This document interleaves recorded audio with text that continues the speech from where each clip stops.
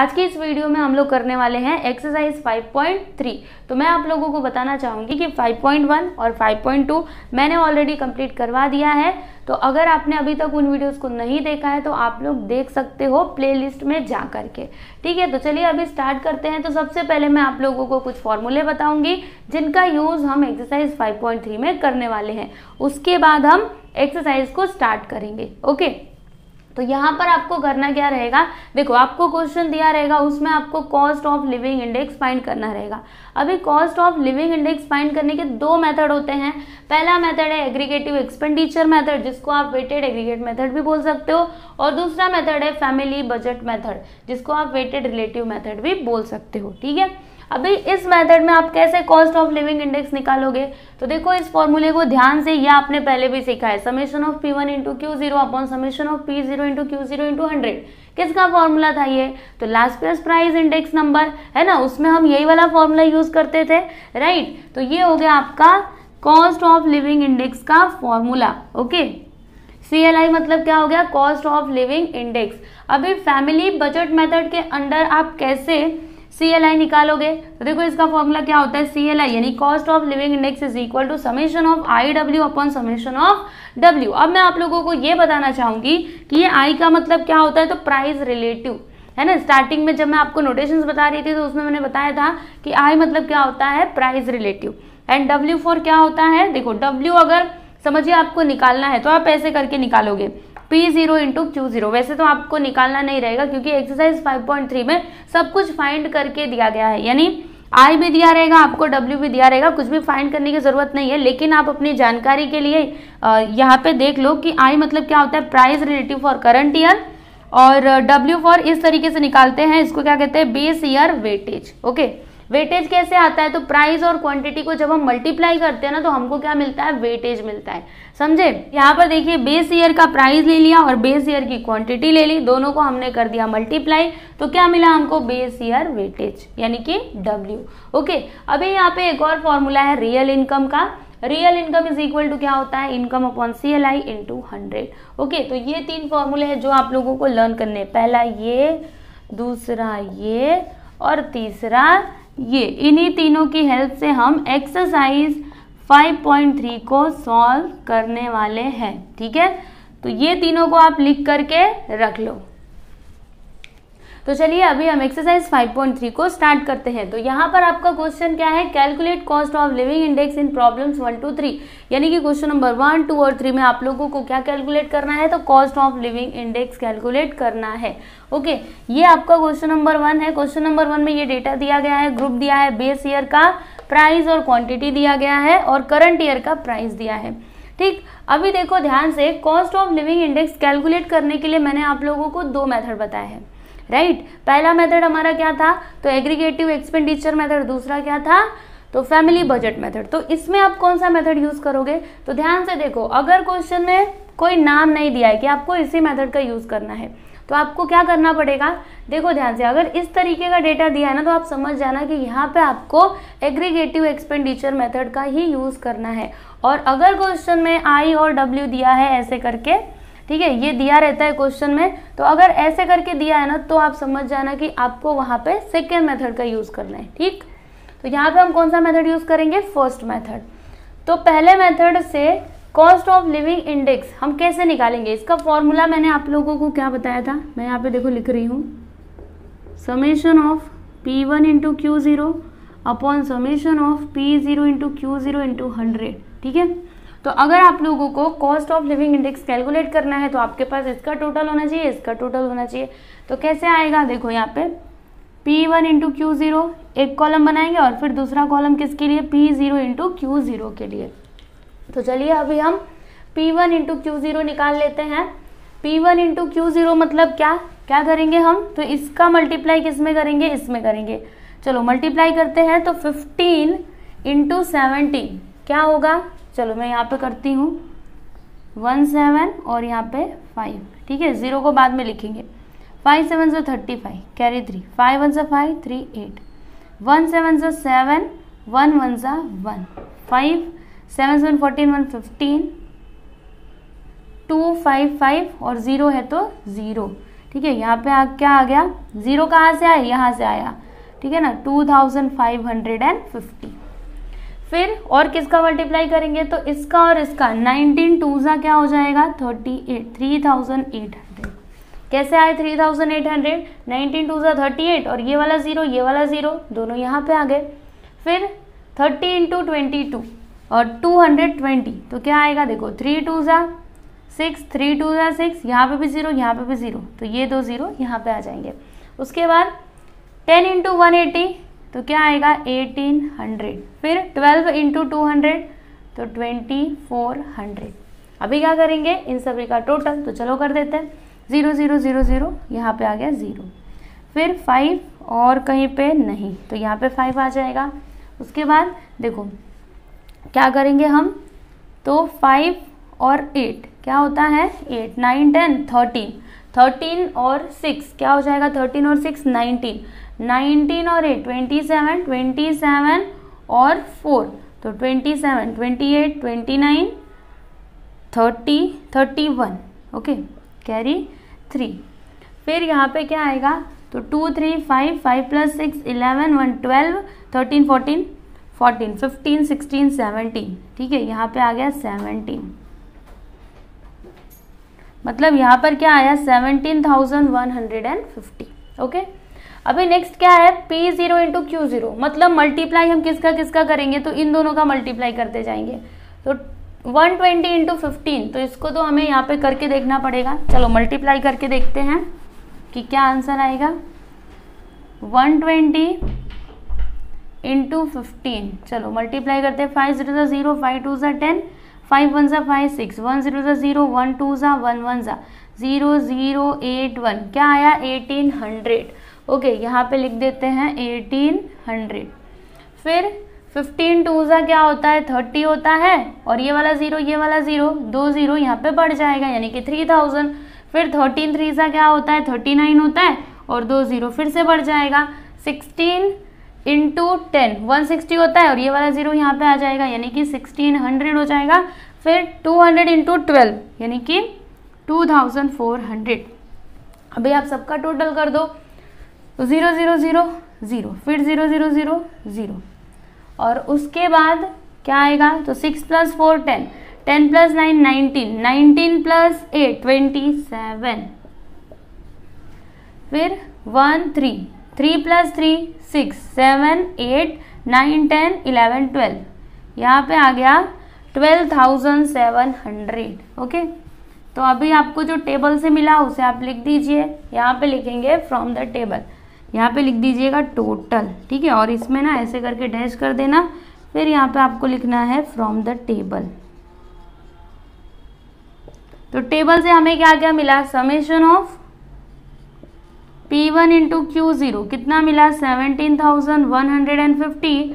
फिर summation of P0 × Q0 कितना आया है 12,700, ओके। अभी आप क्या करोगे, तो cost of living index calculate करोगे, तो यहाँ पे आपको लिखना है बाय एग्रीगेटिव एक्सपेंडिचर मेथड, ठीक है, आपको इस तरीके से लिखना पड़ेगा, एग्रीगेटिव एक्सपेंडिचर मेथड।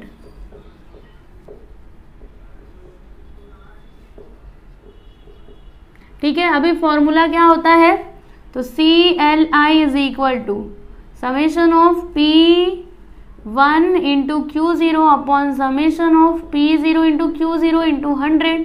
तो समेशन ऑफ P1 × Q0 कितना आया 17,150, तो यहाँ पे लिख देते हैं 17,150 upon summation of P0 × Q0 12,700, ये देखिए यहाँ पे, तो लिख देते हैं 12,700 × 100, ओके। अभी इसको आगे सॉल्व करते हैं, तो देखो ध्यान से 0 0 कैंसिल हो जाएगा, और इन दोनों को हम 5 से कैंसिल करते हैं, तो 5 3 15, इसमें 2 बचेगा, 5 4 20, 5 3 15, यहाँ पे 5 2 10, 5 5 25, 5 4 20, ओके।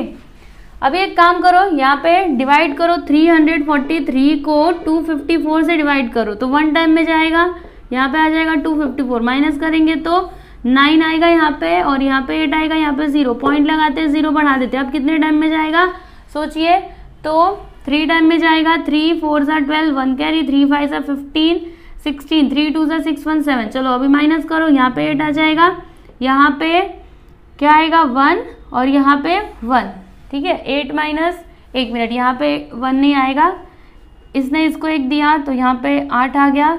फिर 8 माइनस 6 करेंगे तो 2 आएगा, और यहाँ पे 128 पॉइंट लगाया है हमने, 0 बढ़ा देते हैं। अब कितने टाइम में जाएगा, सोचिए सोचिए, तो ये 5 टाइम में जाएगा, ठीक है। 5 4 से 20, 2 कैरी, 5 5 से 25, 27, 5 2 से 10, 12, चलो माइनस करो तो यहाँ पे आ जाएगा 10, ठीक है। पॉइंट लगाया हमने, 0 बढ़ा देते हैं, अभी भी ये छोटा ही है तो क्या करेंगे, यहाँ पे एक 0 बढ़ाएंगे और यहाँ पे एक 0 बढ़ा देंगे। अब कितने टाइम में जाएगा, तो अगर आप इसको 4 टाइम में करोगे ना, चलो 4 टाइम में करके देखते हैं। 4 4 से 16, 1 कैरी, 4 5 से 20, 21, 4 2 से 8, देखो क्या आ गया 1016, यानी कि ज़्यादा आ जा रहा है। तो हम इसको 3 बार में ही करेंगे, कितने बार में, 3 बार में। 3 4 से 12, 1 कैरी, 3 5 से 15, 16, 3 2 से 6 1 7, 7 62, माइनस करोगे तो यहाँ पे 8 आएगा, यहाँ पे 3 आएगा, और 9 माइनस 7 करेंगे तो यहाँ पे 2 आएगा, 238। फिर से क्या करेंगे, हम 0 बढ़ा देंगे। तो अब ये कितने बार में जा सकता है, 9 बार में जाएगा क्या। 9 4 से 36, 3 के 9 5 से 45, 48, 9 2 से 18, 19 20 21 22, 2 2 8 6, यानी कि ये 8 बार में जाएगा। कितने बार में, 8 बार में। तो अभी आपको इसके आगे जाने की ज़रूरत नहीं है, क्योंकि मैंने आप लोगों को क्या सिखाया है कि पॉइंट के बाद बस 5 नंबर ही आगे जाना, ठीक है। तो अभी आप इसका आंसर लिखोगे क्या, देखो बताती हूँ, 1.350, यहाँ तक तो ठीक है। अभी आगे देखो, क्योंकि यहाँ पर हमें ना पॉइंट के बाद बस 4 ही नंबर लिखने, तो कैसे लिखेंगे, यहाँ पे क्या है 3, चौथा नंबर क्या है आपका 3, अभी 3 के आगे क्या है 8 है, 5 से ज़्यादा नंबर है। तो हम क्या कर सकते हैं, इसको ना लिख के इसको 4 कर सकते हैं, ठीक है। तो यहाँ पे लिख देते हैं 4 × 100। अभी दोनों का मल्टीप्लाई करोगे तो 1350400, पॉइंट कहाँ पे आएगा, 1 2 3 4, यहाँ पे आ जाएगा पॉइंट। मतलब यहाँ पे देखो कॉस्ट ऑफ लिविंग इंडेक्स आपको क्या मिला, 135.04, ओके। तो ये है आपका फाइनल आंसर, समझे। तो ऐसे करके आपको ये वाला क्वेश्चन सॉल्व करना था, ठीक है। तो जैसे हमने क्वेश्चन नंबर 1 किया, वैसे ही आपको सेकंड क्वेश्चन भी करना है। तो आप इसको लिखो, उसके बाद मैं आप लोगों को सेकंड क्वेश्चन भी बताती हूँ। तो ये देखिए, ये है आपका क्वेश्चन नंबर 2। क्वेश्चन नंबर 2 में भी ग्रुप दिया गया है, फिर बेस ईयर का प्राइस और क्वांटिटी, उसके बाद करंट ईयर का प्राइस दिया गया है, राइट। आपको यहाँ पे कैलकुलेट करना है कॉस्ट ऑफ लिविंग इंडेक्स। तो फॉर्मूला वही रहेगा, summation of P1 × Q0 upon summation of P0 × Q0 × 100। तो चलिए अभी हम यहाँ पे P1 × Q0 कैलकुलेट कर लेते हैं। P1 × Q0 का मतलब क्या है, इसका मल्टीप्लाई इसमें करना है। तो 45 × 15, चलो मल्टीप्लाई करके देखते हैं। 5 5 से 25, 5 4 ज़ा 22 आ जाएगा, 1 5 ज़ा 1 4 ज़ा 5 7 6, 675। फिर 10 × 35, यहाँ पे आ गया 350, 25 × 17, चलो मल्टीप्लाई करके देखते हैं। 7 5 ज़ा 35, 7 2 ज़ा 14, 15 16 17, 1 5 ज़ा 1 2 ज़ा 5, यहाँ पे 2 4 25। फिर 22 × 70, 2 7 ज़ा 14, 1 कैरी, 2 7 ज़ा 14, 1 15, यहाँ पे 0, ओके। फिर इसका मल्टीप्लाई इसमें करेंगे तो 8 5 ज़ा क्या होता है 40, 4 कैरी, 8 2 ज़ा 16, 200, और ये 0 क्या आ गया 2000, ठीक है। अभी सभी को कर दीजिए प्लस। तो चलिए करते हैं, 5 5 5 + 5 0, 7 + 5 12, 12 + 2 14, 14 + 4 18, 1 19, 6 3 9, 9 + 4 13, 13 + 5, 13 + 5 कितना हो जाएगा 18, 18 1 19।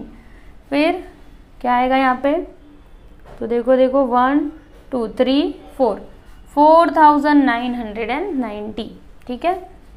फिर अब हम P0 × Q0 कैलकुलेट कर लेते हैं। तो इसका मतलब क्या है, इन दोनों का मल्टीप्लाई करते जाना है। तो 40 × 15 करेंगे तो कितना आएगा, 4 5 सा क्या होता है 20, उसके बाद 4 1 सा 4, 2 6, और 0 यहाँ पे है ना, तो यहाँ पे आ जाएगा 0, यानी कि 600। तो यहाँ पे मैं लिख देती हूँ 600, ओके। फिर आगे देखिएगा, 30 × 10 तो 300 आ जाएगा। 20 इंटू 17, 17 टू सा क्या होता है 34 और 0 है तो 0, 340 आ गया। फिर 60 इंटू 22 तो क्या आएगा, 6 टू सा क्या होता है 12 होता है, 6 टू सा 12 1 13 और 0 है तो 0, 1320। और यहाँ पे 70 इंटू 25, 7 5 ज़ा 35, 3 कैरी, 7 टू ज़ा 14, 15 16 17, यहाँ पे आ गया 17 और यहाँ पे 0 है ना तो 0 आ जाएगा। ठीक है, ऐसे करके करना है। अभी क्या करेंगे हम, तो सबको प्लस कर देंगे। तो चलिए करते हैं 0 0 0, यहाँ पे आ गया 0। उसके बाद 0 0 4 और 2 6 प्लस 5 11 का 1 1 कैरी, 6 प्लस 3 9, 9 प्लस 3 12, 12 और 3 15, 15 और 7 तो 15 और 7 कितना हो जाएगा 22, 123। ओके, फिर अभी ध्यान से देखो यहाँ पे 1 1 2 और उसको ले लेंगे तो 4310। ओके, तो टेबल से हमको क्या क्या मिला, summation of P1 into Q0 कितना मिला 4990 और summation of P0 into Q0 कितना मिला 4310। अभी क्या करेंगे, तो कॉस्ट ऑफ लिविंग इंडेक्स हम लोग कैलकुलेट करेंगे। ठीक है, तो चलिए करते हैं। यहाँ पे आपको क्या लिखना है, by aggregative expenditure method CLI यानी कि cost of living index is equal to summation of P1 into Q0 upon summation of P0 into Q0 into 100। Okay, तो summation of P1 into Q0 कितना आया है, ये देखिए यहाँ पे 4990, यहाँ पे लिख देते हैं 4990। Summation of P0 into Q0 4310, यहाँ पे लिख देते हैं 4310 इंटू 100। तो क्या होगा, 0 से 0 कट जाएगा। अभी यहाँ पे हम इसको डिवाइड कर देते हैं इससे, तो देखो क्या आएगा 499 डिवाइडेड बाई 431 कितने बार में जाएगा, एक बार में जाएगा। माइनस कर दो, यहाँ पे 8 आएगा, यहाँ पे 9 माइनस 3 करेंगे तो 6, यहाँ पे 0 पॉइंट लगाते हैं और हम 0 को बढ़ा देते हैं। अभी ये कितने टाइम में जा सकता है, तो 2 टाइम में जाएगा। क्या 2 टाइम में, तो ये ज़्यादा हो जाएगा है ना, साफ साफ हम देख पा रहे हैं। तो ये 1 टाइम में ही जाएगा, 1 1 सा 1 3 4। चलो अभी माइनस कर दो, तो 9 आएगा यहाँ पे, 7 माइनस 3 करेंगे तो 4, 6 माइनस 4 करेंगे तो 2। ठीक है, फिर पॉइंट लगाए 0 बढ़ा देते हैं। अब कितने टाइम में जाएगा सोचिए, तो 4 5 ज़ा 4 बार में जाएगा। ठीक है, 4 5 ज़ा 20 होता है ना, 5 बार में जा सकता है। चलो एक बार देखते हैं, 5 1 ज़ा 5, 5 3 ज़ा 15, 5 4 ज़ा 20, 5 4 ज़ा 20 21। 5 बार में ये चला गया, मतलब 6 बार में भी जा सकता है। एक बार देखते हैं, 6 1 ज़ा 6, 6 3 ज़ा 18, 6 4 ज़ा 24 25। नहीं, ये 6 बार में नहीं, ये 5 बार में ही जाएगा। ठीक है, 5 बार में क्या आया था, 5 1 ज़ा 5, 5 3 ज़ा 15, 5 4 ज़ा 20। ओके, चलो माइनस करो, यहाँ पे 5 आ जाएगा। फिर 8 माइनस 5 करेंगे तो 3, 4 माइनस 1 3, यहाँ पे 0 पॉइंट लगाया, 0 बढ़ा देते हैं। अब कितने बार में जाएगा, तो सोचिए 4 7 ज़ा 4 7 ज़ा 4 8 ज़ा, अगर 8 बार में गया तो 8 1 ज़ा 8 3 ज़ा 30, 8 3 ज़ा 24। ओके, फिर 8 4 ज़ा 32, 3 4 4 8। ओके, कितने बार में इसको करें, तो हम करते हैं इसको 7 टाइम में। 7 1 ज़ा 7, 7 3 ज़ा 21, 7 4 ज़ा 28 और यहाँ पे आ जाएगा 30। चलो अभी माइनस कर दो आप लोग, तो जब माइनस करेंगे तो यहाँ पे क्या आएगा, तो 10 माइनस 7 करेंगे तो 3, फिर 4 माइनस 1 करेंगे तो 3 और यहाँ पे 3, यहाँ पे 0 0। ठीक है, फिर से हम एक 0 बढ़ा देंगे, तो अभी भी ये कितने बार में जाएगा, 7 बार में ही जाएगा। ठीक है, तो 7 बार में कितना आता है, 3 0 1 7, माइनस करेंगे तो यहाँ पे 3 आएगा, यहाँ पे 2 माइनस 1 करेंगे तो 1, यहाँ पे 3 0। ठीक है, फिर से हम चाहे तो एक 0 बढ़ा सकते हैं, तो अभी भी ये 7 बार में ही जाएगा। ठीक है, तो अभी आपको इसके आगे जाने की ज़रूरत नहीं है, यहीं पे आप रुक जाइए। अभी आंसर लिख दीजिए यहाँ पे 1.157 और फिर क्या है 7 और उसके बाद क्या है 7, यानी 5 से ज़्यादा नंबर है तो इस 7 की जगह पे आप क्या लिख सकते हो, 8 लिख सकते हो, ठीक है, इंटू 100। अभी दोनों का मल्टीप्लाई कर दो तो क्या आएगा 1157800। पॉइंट कहाँ पे लगाएंगे, 4 नंबर के बाद, 1 2 3 4, यानी हमको आंसर क्या मिला 115.78। तो लिख देते यहाँ पे CLI इज इक्वल टू 115.78, ठीक है। तो ये है आपका फाइनल आंसर। अभी हम लोग थर्ड क्वेश्चन देखेंगे। तो जैसे हमने फर्स्ट क्वेश्चन किया, सेकंड क्वेश्चन किया, वैसे ही इसको भी करना है। यहाँ पे भी देखो ग्रुप दिया गया है, food, clothing, fuel and lighting, house rent, miscellaneous. फिर बेस ईयर का प्राइस और क्वांटिटी दिया गया है और करंट ईयर का प्राइस दिया गया है। आपको cost of living index calculate करना है। तो क्या करोगे, जो पहले कर रहे थे वही करना है। पहले आप इसका टोटल फाइंड करोगे, उसके बाद इसका टोटल, फिर फॉर्मूले में वैल्यूज रखोगे और लास्ट में आपको मिल जाएगा आंसर। तो चलिए करते हैं।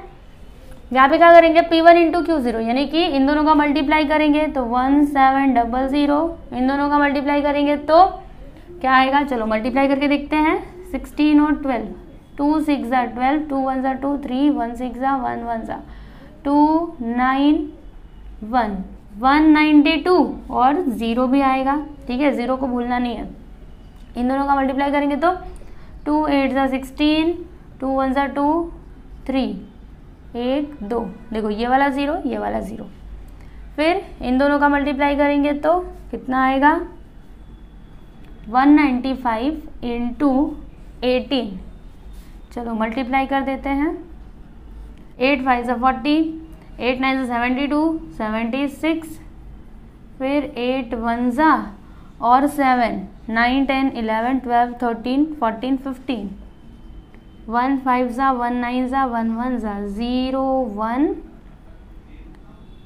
15 3 3 5 1 0, क्या आएगा यहाँ पे 3 5 1 0। अभी इन दोनों का मल्टीप्लाई करो तो 5 2 10, 5 1 5 1 6, यहाँ पे 0, ठीक है। अभी इसका टोटल हम फाइंड कर लेते हैं। तो चलिए इन सभी को प्लस करते हैं, 0 0 0, यहाँ पे आ जाएगा 0, ठीक है। उसके बाद 2 और 1 3 हो जाएगा, यहाँ पे लिख देते हैं 3। फिर उसके बाद 7 और 9 तो 16, 16 और 6 कितना हो जाएगा 22, 22 प्लस 5 20, 22 प्लस 5 27 और 27 और 6 तो 27 और 6 क्या हो जाएगा 33। ओके, यहाँ पे 33 का 3 आएगा और आपको कैरी मिलेगा 3, ठीक है। फिर ध्यान से देखो 1 2, 2 और 3 5, 5 और 3 8, 8 और 3 9 10 11, ठीक है। तो यहाँ पर आ गया 11,330। अभी हम P0 इंटू Q0 निकाल लेते हैं, यानी इन दोनों का मल्टीप्लाई करना पड़ेगा। 132 इंटू 10 करेंगे तो 132, एक 0 बढ़ जाएगा। 154 और 12 करेंगे तो 154 12, 2 4 8, 2 5 10, 2 1 2 3, 1 4 1 5 1, 8 4 8 1, 1848, क्या आएगा यहाँ पे इन दोनों का मल्टीप्लाई किया तो हमको क्या मिला 1848, यहाँ पे लिख देते हैं। फिर उसके बाद 164 इंटू 20 तो 2 4 8, 2 6 12, 2 1 2 और यहाँ पे 3, 0 है तो 0, 0 कहाँ पे था, यहाँ पे था, ठीक है। 0 लगाना आप बिल्कुल भी भूलना मत, नहीं तो आंसर गलत आएगा। अभी इन दोनों का मल्टीप्लाई करना है 175 इंटू 18। तो चलिए मल्टीप्लाई करके देखते हैं कि आंसर कितना आता है। चलो मैं यहीं पर कर देती हूँ। 175 18, 8 5 40, 8 8 7 7 49 और 7 8 कितना हो जाएगा 56, 56 और 4 60, 1 आ जाएगा कैरी। 8 1 8 और 6 14, 1 5 1 7 1 1 0 5 11, यहाँ पे 3150 लिख देते हैं 3150। ओके, इतना समझ में आया। अब उसके बाद 128 इंटू 5 कर देते हैं तो 5 8 40 होता है फिर 5 2 ज़ा 10, 10 + 4 14, 5 1 ज़ा 5 1 6, कितना आ गया 640। अभी इसका टोटल फाइंड कर लेते हैं, तो चलिए करते हैं। यहाँ पे 8 है तो 8 आ जाएगा, फिर 2 + 4 6, 6 + 8 तो 14, 14 + 5, 14 + 5 19, 19 + 4 23, ठीक है। फिर 3 और 8 9 10 11 11 12 13 13 15 13 14 14 और 6 और 20 22। फिर उसके बाद 1 2 2 और 3 5 हो जाएगा, 5 3 8 8 और 2 9 10, यहाँ पे क्या आ गया 10,238, ठीक है। तो जो जो आपको टेबल से मिला यहाँ पे लिख दीजिए। From the table summation of P1 into Q0 11,330, फिर summation of P0 into Q0 कितना आया 10,238, ठीक। अब इसके बाद हम cost of living index find कर सकते हैं। तो देखिए यहाँ पे summation of P1 into Q0 कितना आया है 11,330, लिख देते हैं हम। Summation of P0 into Q0 10,238, ये भी लिख देते हैं, इंटू 100, ओके। इतना समझ में आया। अभी इसको थोड़ा छोटा करने की कोशिश करते हैं, तो 2 से कैंसिल करते हैं दोनों को। 2 5 ज़ा 10, 2 6 ज़ा 12, 2 6 ज़ा 12, 2 5 ज़ा 10, यहाँ पे 2 5 ज़ा 10, 2 1 ज़ा 2, 2 1 ज़ा 2, 2 9 ज़ा 18 इंटू 100। अभी कर देते हैं हम डिवाइड, ओके। चलो करते हैं। यहाँ पे लिखेंगे 5 6 6 5 और यहाँ पे 5 1 1 9, एक बार में जाएगा। चलो माइनस करो, तो यहाँ पे 6, यहाँ पे 4, यहाँ पे 5, यहाँ पे 0, ठीक है। फिर पॉइंट लगाते हैं और 0 बढ़ा देते, फिर से ये एक बार में ही जाएगा। माइनस करो, यहाँ पे 1 आ जाएगा, 5 - 1 करेंगे तो 4, फिर यहाँ पे 4 - 1 3, यहाँ पे 0, पॉइंट लगाया, 0 बढ़ा देते हैं। तो यहाँ पे अगर आप देखोगे तो क्या है 3,410 और यहाँ पे क्या है 5,119, तो दोनों में से कौन सा ज़्यादा है, यही ज़्यादा है। तो हमें क्या करना पड़ेगा, एक और 0 बढ़ाना पड़ेगा। तो ये हमने यहाँ पे एक 0 बढ़ाया ना, तो यहाँ पे भी एक 0 बढ़ाएंगे। अब कितने बार में जाएगा सोचिए, देख करके आपको पता लगाना है। तो 6 बार में जाएगा।